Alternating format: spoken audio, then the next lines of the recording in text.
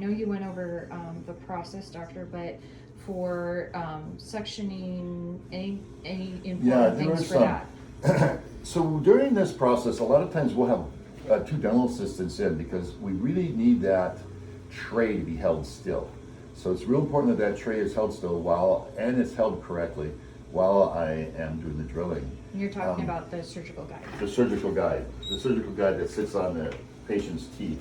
This goes inside the mouth and it has to stay still. So generally, on an anterior case, not so hard.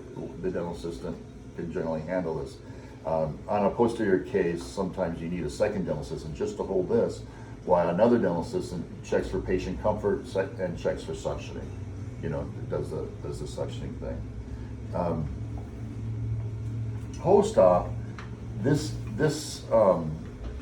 appointment requires the same prescriptions. The prescriptions can be filled out beforehand. We're always going to give a pain reliever. So that's hydrocodone 5/325s. We'll give 16.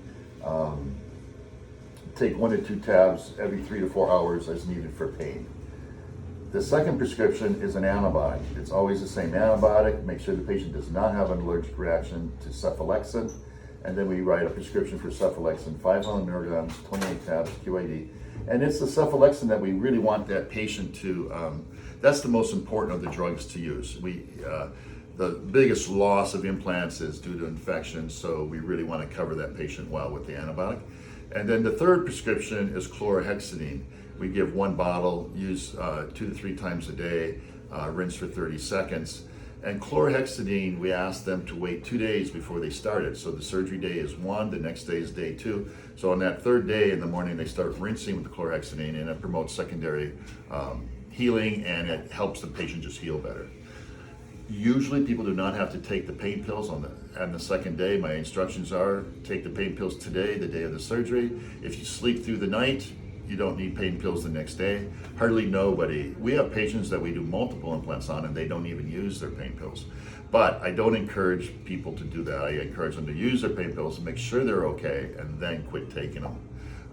So generally the reason that is we use anesthetic to rehydrate that site, and there's a lot of anesthetic in that bone right there, and it just doesn't seem to hurt them. Also, our surgeries are super fast. We're doing a single implant. Once we get them done, 15 minutes later they're done. So it's not a long drawn out process that it used to be. It's done very quickly with these surgical guides. So that's the prescriptions. The home care, the biggest message on home care after these surgeries is 3 days of a resting heart rate.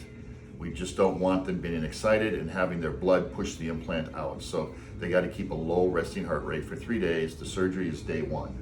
And so 2 days after the surgery, they need to stay rested. Don't go golfing, don't ride bikes, don't bend over, just keep a good resting heart rate. And then on the 4th day, you can go back and play volleyball. So that's the instructions for the dental assistant. Our next visit on that appointment is on the top arch. It's 6 months, and then we generally just have them back, do an X-ray, and make the crown. And on the lower, it's 4 months. Same situation. It takes longer to heal on the top than it does on the bottom. The bone is less dense. Okay. And